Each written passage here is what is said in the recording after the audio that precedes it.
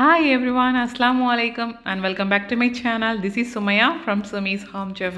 இன்னைக்கு நம்ம சேனல்ல நீங்க பார்க்க போறது இந்த 75வது சுதந்திர தினத்தை வந்து என் ஃபேமிலி கூட நான் எப்படி ஸ்பெண்ட் பண்ணேன் அப்படிங்கிறது தான். ஸோ வீடியோ பார்க்க நீங்க ரெடியா இருந்தா லெட்ஸ் பிகின்.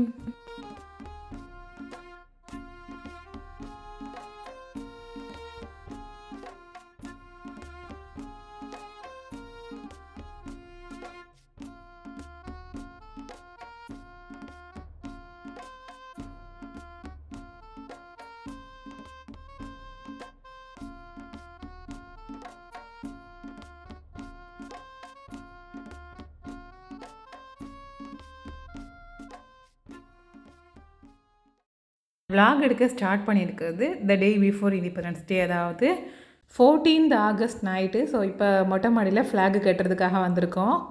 அதே மாதிரி நெஹான் அண்ட் ரிம்ஷா 2 பேர்கிட்டையும் ஜஸ்ட் கேட்டது தான் உண்டு, மொட்டை மாடியில் ஃப்ளாகு கட்ட போகலாமான்னு. 2 பேரும் ரொம்ப ஈகராக ஆசையாக ஓடி வந்திருக்காங்க. ஸோ வந்து சூப்பராக கட்டி முடிச்சாச்சு. காலையில் பார்க்குறதுக்கு ரொம்ப அழகாக இருக்கும்னு நினைக்கிறேன்.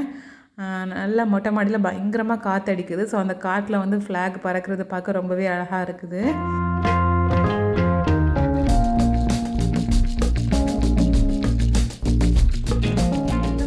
நைட்டு இல்லைங்க, எப்போ வந்தாலுமே அந்த பீச் காற்று வந்து எப்போவுமே எங்களுக்கு அடிச்சுட்டே இருக்கும். ரொம்ப சூப்பராக இருக்கும். அண்ட் இங்கேருந்து தூரமாக தெரியுது பாருங்கள் ஒரு ட்ரைகலர். ஸோ அது வந்து என்னென்னு பார்த்தீங்கன்னா ரயில்வே ஸ்டேஷன் தான். ரொம்ப அழகாக லைட்டிங் பண்ணியிருக்காங்க நேஷ்னல் ஃப்ளாக் அந்த ட்ரைகலரில். ஸோ நம்ம இப்போ பார்க்குறத விட இன்னும் பக்கத்தில் போய் பார்த்தா ரொம்ப நல்லாயிருக்கும் அப்படின்னு சொல்லிட்டு நம்ம இந்த லைட்டை வந்து ஸ்டேஷனுக்கு போய் பார்க்கலாம் அப்படின்னு சொல்லிட்டு வந்து நாங்கள் வந்து அங்கே போய் வீடியோ எடுத்திருந்தேன். ஸோ அதையும் நீங்கள் இங்கே பார்க்கலாம்.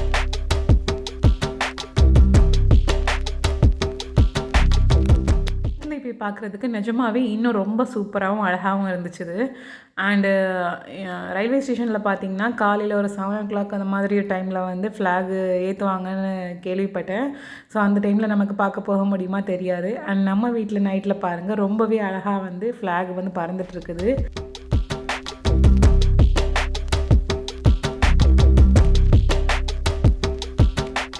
காலையில் வந்து பிரேக்ஃபாஸ்ட்டோட நான் வந்து vlog ஸ்டார்ட் பண்ணுறேன். ஸோ இன்றைக்கி வந்து பார்த்திங்கன்னா இண்டிபெண்டன்ஸ் டே அப்படிங்கிறதுனால ட்ரை கலரில் சட்னி பண்ண போகிறேன். அண்ட் ஃபஸ்ட்டு வந்து தக்காளி சட்னி. ஸோ தக்காளி சட்னிக்கு வந்து நான் ஒரு 2 tablespoon ஆயிலில் 1 teaspoon அளவு உளுந்து சேர்த்துருக்கேன், உளுந்தம்பருப்பு. அது லைட்டாக வாசம் வர ஆரம்பித்ததும், ஆயிலில் ஃப்ரை ஆகி வாசம் வர ஆரம்பித்ததும் அதில் நான் 2 மீடியம் சைஸில் இருக்க வெங்காயம் அதை வந்து சின்ன சின்னதாக கட் பண்ணி, ரொம்ப ஃபைனாலாம் ஸ்லைஸ் பண்ணலை, சும்மா இந்த மாதிரி கட் பண்ணி எடுத்து போட்டிருக்கேன். ஸோ இதில் வந்து 3 வத்தல் மிளகா காரத்துக்கு சேர்க்குறேன். ரொம்ப ஸ்பைஸியாக வேணும்னா நம்ம 4-5 கூட சேர்த்துக்கலாம். பசங்களுக்கு கொடுக்குறதா இருந்தால் இதுவே சரியாக இருக்கும். ஸோ அதையும் சேர்த்து லைட்டாக ஒரு வாட்டி வதக்கி விட்டுட்டு, அப்புறமா இதில் வந்து சின்னதாக ஒரு இன்ச்சு அளவு கூட எடுத்துக்கலாம், அந்த அளவில் ஒரு புளி எடுத்துருக்கேன். ஸோ அதையும் சேர்த்து இதில் வதக்கிக்கிறேன். அடுத்ததாக நம்ம சேர்த்துருந்த வெங்காயம் டிரான்ஸ்பரண்ட் ஆரம்பித்ததும் அதில் 4 மீடியம் சைஸ் தக்காளி நல்லா பழுத்திருக்கணும், அதை வந்து இதில் சேர்க்குறேன். அதை கூட நான் கொஞ்சம் பெரிய பெரிய சைஸில் தான் கட் பண்ணி எடுத்திருக்கேன். இதை நம்ம இந்த ஆயிலில் லைட்டாக வதக்கணும். அண்ட் சால்ட்டு சேர்த்து வதக்கும் போது இன்னும் நல்லா டக்குன்னு மசிஞ்சிரும். ஸோ அதனால் நான் சால்ட்டும் கொஞ்சமாக போட்டுக்கிறேன். இது வந்து சட்னிக்கு தேவையான அளவில் ஜஸ்ட் அதை வதங்குறதுக்காக, ஃபைனலாக நம்ம தேவைக்கு சேர்த்துக்கலாம். ஸோ இப்போ வந்து லைட்டாக வதக்கிட்டு மூடி வச்சிடலாம் ஒரு ஃபியூ மினிட்ஸுக்கு.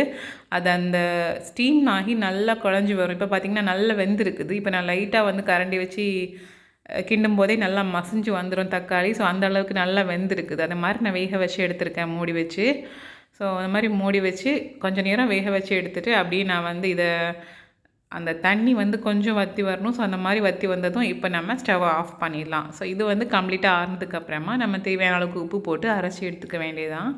ஸோ காலையில் தோசைக்கு வந்து சூப்பராக தக்காளி சட்னி ரெட் கலரில் நமக்கு ரெடி ஆகிடும். இன்னொரு பக்கம் மல்லி சட்னி பண்ணுறதுக்கு கடாயில் 1 tablespoon அளவுக்கு எண்ணெய் விட்டுக்கிறேன். எண்ணெய் சூடானதும் அதுலேயும் 1 teaspoon அளவுக்கு உளுந்தம்பருப்பு சேர்த்துக்கிறேன். இப்போ இதில் ஒரு 10 to 12 நம்பர்ஸ் வந்து சின்ன வெங்காயம் எடுத்துருக்கோம். கூட நம்ம காரத்துக்கு தேவையான அளவுக்கு பச்சை மிளகா சேர்த்துக்கலாம். நான் இங்கே 2 சேர்த்துக்கிறேன். 3 சேர்த்தா இன்னும் கொஞ்சம் ஸ்பைஸியாக இருக்கும். வெங்காயம் லைட்டாக அந்த டிரான்ஸ்பரண்டாக ஆரம்பித்ததுமே நம்ம அதில் பெரிய வெங்காயம் பாதி அளவுக்கு மட்டுமே எடுத்து அதை நம்ம இதில் சேர்த்துக்கலாம். சேர்த்து அதுவும் கொஞ்சம் வதங்கி வந்ததும் நம்ம அதில் புளி சேர்த்துக்கலாம். புளி பார்த்திங்கன்னா நம்ம முதல்ல சேர்த்தது மாதிரி 1 inch அளவுக்கு சேர்த்தா போதும். ரொம்ப புளிப்பாக இருந்தால் நல்லா இருக்காது சட்னி. அப்புறமா மல்லியில் பார்த்திங்கன்னா 2 கை அளவுக்கு சேர்க்குறேன், அதாவது 2 கொத்துன்னு கூட வச்சுக்கலாம். ஸோ அதையும் இதில் சேர்த்துட்டு லைட்டாக இந்த மாதிரி நல்லா வதக்கி எடுத்துக்கோங்க. அது நல்லா வெந்து வரணும். ஸோ அதுக்கப்புறமா நான் வந்து தேங்காய் சேர்ப்போம். தேங்காய் பார்த்திங்கன்னா 1 டேபிள் ஸ்பூன் அளவுக்கு மட்டும் சேர்த்தா போதும். இது கொஞ்சம் நமக்கு வந்து அந்த சட்னியோட குவான்டிட்டி கொஞ்சம் அதிகமாக கிடைக்கிறதுக்காக தான். ஸோ தேங்காயும் சேர்த்து லைட்டாக வதக்கிட்டு அப்படியே நம்ம வந்து ஆற வச்சு அரைச்சி எடுத்துக்கலாம். தேவையான அளவுக்கு உப்பும் போட்டு அரைச்சி எடுத்துக்கோங்க. அடுத்ததாக பார்த்திங்கன்னா நான் வந்து நார்மல் ஒயிட் சட்னி பண்ண போகிறேன். ஸோ அதுக்கு வந்து பார்த்திங்கன்னா அரைமுറി தேங்காய் எடுத்திருக்கேன். அரைமுറി தேங்காய் துருவி வச்சுருந்தேன். ஸோ அதுதான் நான் இப்போ வந்து ஒரு பிளெண்டரில் எடுத்திருக்கேன். இப்போ இது கூட ஒரு 2 டேபிள் ஸ்பூன் அளவுக்கு பொட்டுக்கடலை சேர்த்துருக்கேன், 2 பச்சை மிளகா சேர்த்துருக்கேன், அண்ட் 2 பல்லு பூண்டு, அப்புறமா சின்னதாக வந்து துண்டு வந்து இஞ்சி எடுத்துக்கிறேன், ஒரு 1/2 இன்ச் அளவுக்கு. அப்புறமா தேவையான அளவுக்கு உப்பும் சேர்த்துருக்கேன். இதையும் நான் ஃபைனாக அரைச்சி எடுத்துகிட்டு வந்துடுறேன். ஸோ காலையில் பார்த்திங்கன்னா தோசை கூட சாப்பிட்றதுக்கு சூப்பராக வந்து தக்காளி சட்னி, ஒயிட் சட்னி அண்டு மல்லி சட்னி 3மே வந்து ரெடி பண்ணியாச்சு. இதுதான் வந்து இன்றைக்கி நான் வந்து ஸ்பெஷலாக பண்ணது. அண்ட் மோஸ்ட்லி பார்த்திங்கன்னா நான் கூட அப்படி தான் வந்து ஈதுனா ஒரு விலாக் எடுத்துப்பேன். அப்புறமா ரம்ஜான் அண்ட் நோம்பு டைமில் வந்து ஒவ்வொரு நாளும் விலாக் எடுத்து போடுவேன், அவுட்டிங் விலாக் அந்த மாதிரி. ஸோ இண்டிபெண்டன்ஸ் டேக்குன்னு ஒரு விலாக் நான் இது வரைக்கும் போட்டதே கிடையாது. அண்ட் இன்றைக்கி ட்ரை பண்ணலாம் அப்படின்னு சொல்லிட்டு தான் நான் இந்த மாதிரி செஞ்சு வீடியோ எடுத்துகிட்ருக்கேன். ஸோ ஃபுல்லாக பாருங்கள் எப்படி இருக்குன்னு. பார்த்துட்டு மறக்காமல் உங்களோட கமெண்ட்ஸை ஷேர் பண்ணுங்கள். இப்போ நம்ம 3 சட்னியும் ரெடி ஆயாச்சு. இதை லைட்டாக தாளித்து விட்டுக்கலாம். நான் இங்கே தாளிக்கிறதுக்கு ஜஸ்ட்டு கடுகு கருவேப்பிலை மட்டும் தான் எடுத்திருக்கேன். மொத்தமாக ஒரே அடியாக தாளிச்சிட்டு அதை வந்து ஒரு கரண்டி எடுத்து 3லேயுமா வந்து அப்படி ஊற்றி எடுத்துக்க வேண்டியது தான். ஸோ நம்ம சட்னி வந்து 3 ரெடி ஆயாச்சு. இனி தோசை சுட்டுட்டு அப்படியே சர்வ் பண்ண வேண்டியது மட்டும்தான் பேலன்ஸ். தாளித்து விட்டுட்டு லைட்டாக ஒரு வாட்டி அப்படியே வந்து 3 சட்னியை மிக்ஸ் பண்ணி விட்டுடலாம்.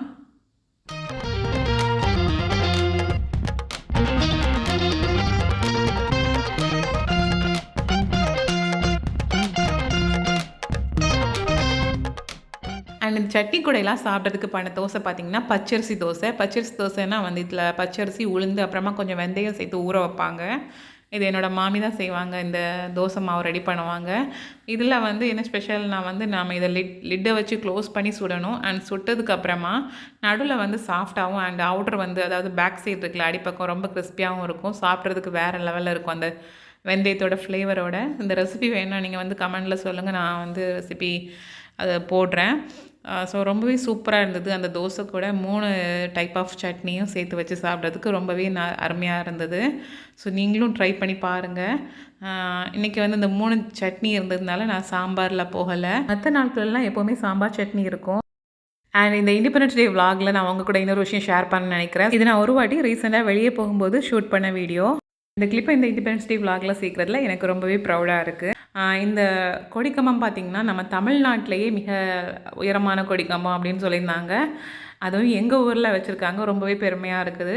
இது பார்த்திங்கன்னா கொடி கூட 48 அடி நீளம் இருக்குன்னு சொல்கிறாங்க.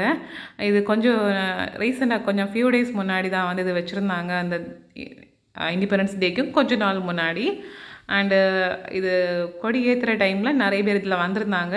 முக்கியமாக வந்து ஆர்மியில் இருக்கிறவங்க. ஸோ அவங்க எல்லாம் சேர்ந்து அந்த கொடி கட்டினாங்க. இந்த கொடிக்கு இன்னொரு விஷயம் என்னென்னா நைட்டில் கூட பார்க்குறதுக்கு ரொம்ப அழகாக இருக்கிறதுக்காக லைட்ஸ் வச்சுருக்காங்க. ஸோ கொடியிலையும் வந்து லைட்டு எறிகிறது மாதிரி செட் பண்ணியிருக்காங்க.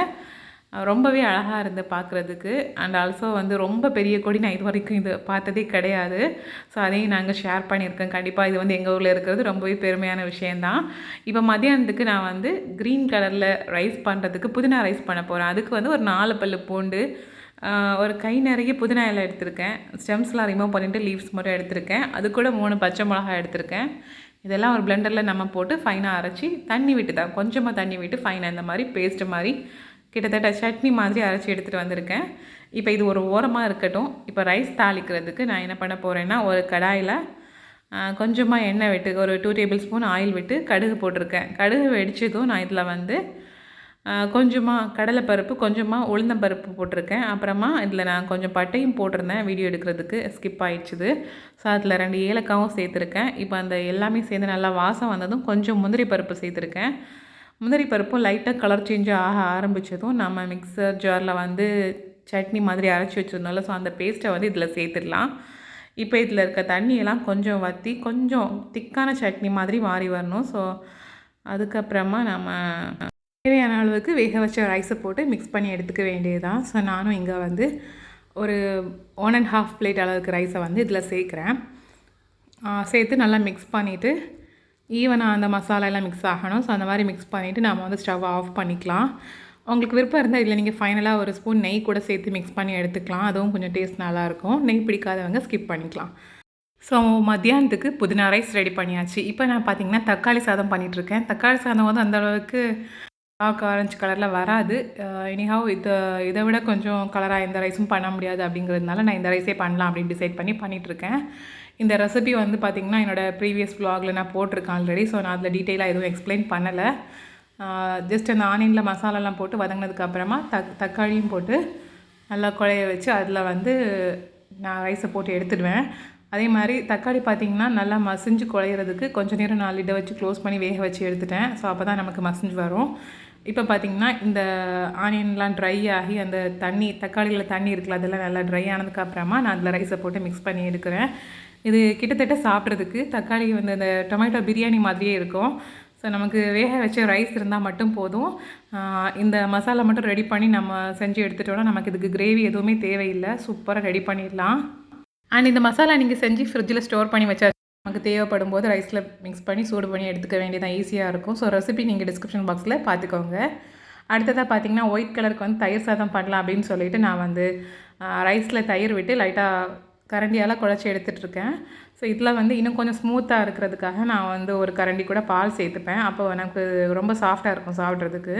ஸோ தயிர் சேர்த்து நல்லா மிக்ஸ் பண்ணிவிட்டு அப்படியே ஒரு கரண்டி பாலும் விட்டுட்டு அண்ட் இதுலேயே தேவையான அளவுக்கு உப்பு போட்டுக்கலாம். ஆல்ரெடி ரைஸ் வந்து உப்பு போட்டு வேக வச்சது தான். ஸோ கொஞ்சமாக போட்டால் போதும். போட்டு நல்லா மிக்ஸ் பண்ணிவிட்டு இதுலேயே நான் அப்படியே தாளித்து விட்டுடுவேன். தாளிக்கிறதுக்கு வந்து பார்த்திங்கன்னா சின்ன வெங்காயம், வத்தல் மிளகா, காயத்தூள், உளுந்து, கடுகு, அப்புறமா கருவேப்பிலை இதெல்லாம் சேர்த்து தான் நான் வந்து தாளித்து எடுக்குவேன். ஸோ அவ்வளோதான் மதியானத்துக்கு தக்காளி சாதம், புதினா சாதம் அண்டு தயிர் சாதம் 3மே ரெடி ஆயாச்சு. எல்லாமே வந்து ரைஸை வேக வச்சு எடுத்துகிட்டு அப்புறமா பண்ணது தான். ஸோ ஈஸியாக டக்குன்னு செஞ்சு முடிச்சிடலாம். இதுக்குன்னு பெருசாக வந்து நம்ம தனித்தனியாக வேக வைக்கணும்னு அவசியமே இல்லை. ரைஸும் அப்புறமா நம்ம இதுக்கான தனித்தனி மசாலா மட்டும் ரெடி பண்ணால் போதும். ஸோ வந்து மதியானம் லஞ்சுக்கு பார்த்திங்கன்னா ஏதோ என்னால் முடிஞ்ச அளவுக்கு கொஞ்சம் ட்ரை பண்ணியிருக்கேன் ட்ரை கலரில். தக்காளி சாதம் பார்த்திங்கன்னா அந்த அளவுக்கு டார்க் கலரில் இல்லை. ஸோ பரவாயில்ல, இருந்ததுக்கு ஏதோ நல்லா இருக்குது அப்படின்னு சொல்லிட்டு தான் நான் வந்து செஞ்சு வச்சுருக்கேன். அண்ட் இந்த கிளிப் பார்த்திங்கன்னா வந்து ஒரு 6 o'clock அப்புறமா வெயிலெலாம் தந்ததுக்கு அப்புறமா எடுத்தது. ஸோ அந்த டைமில் வந்து நாங்கள் ஃப்ளாக் பக்கத்தில் மேலே மொட்டை மாடிக்கு போயிருந்தோம். ஸோ அங்கே வச்சு ரிம்ஷா வந்து சாக்லேட்லாம் எல்லாேருக்கும் தந்தா. அண்ட் ஆல்சோ ரொம்ப ஹாப்பியாக வந்து அந்த ஃப்ளாக் பறக்கிறத பார்க்குறதுக்காகவே ஈகராக வந்திருந்தா. ஸோ ரொம்பவே என்ஜாய் பண்ணோம் அன்றைக்கி. அண்டு ஆல்சோ நான் பண்ண எல்லா type of rice and chutney எல்லாமே ரொம்ப சூப்பராக இருந்தது. ஸோ நீங்களும் மறக்காமல் ட்ரை பண்ணி பாருங்கள். வீடியோ பிடிச்சிருந்தா வீடியோக்கு மறக்காமல் லைக், ஷேர், கமெண்ட் பண்ணுங்கள். இன்னும் இன்ட்ரெஸ்டிங்கான vlog ரெசிபிலாம் பார்க்க நம்ம சேனலை மறக்காமல் சப்ஸ்கிரைப் பண்ணிக்கோங்க. அண்டு இந்த நாள் ரொம்ப இனிய நாளாக அமைகிறதுக்கு என்னோடய வாழ்த்துக்கள். தேங்க்யூ ஸோ மச் ஃபார் வாட்சிங் அண்ட் அஸ்ஸலாமு அலைக்கும்.